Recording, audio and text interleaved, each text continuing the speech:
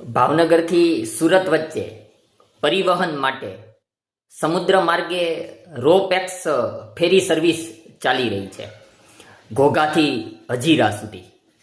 અત્યારે એક video viral થયો હતો જેમાં એવું બતાવવામાં આવ્યું હતું કે શિપ ડેમેજ છે, પરંતુ તેની સંચાલક કંપની દ્વારા ઇન્ડિગો સીવેજ દ્વારા એવું જણાવવામાં આવ્યું છે, સ્પષ્ટતા કરવામાં આવી છે કે જે વિડીયો વાયરલ કરવામાં આવ્યો છે એ બદ ઇરાદાથી કરવામાં આવ્યો છે, બદનામ કરવાના હેતુથી. ખરેખર જે ઘોઘાથી હજીરા વચ્ચે રોપેક્સ ફેરી સર્વિસ ચાલી રહી છે એકદમ સલામત છે, તેનું શિપ એકદમ સલામત છે.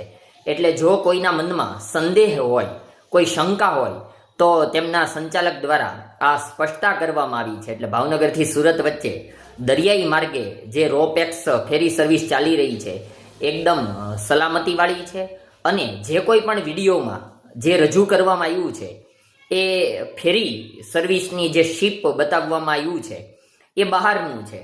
આ ઘોઘાથી હજીરા સુધીનું રોપેક્સ ફેરીનું એ શિપ નથી તેવી સ્પષ્ટતા કરવામાં આવી છે.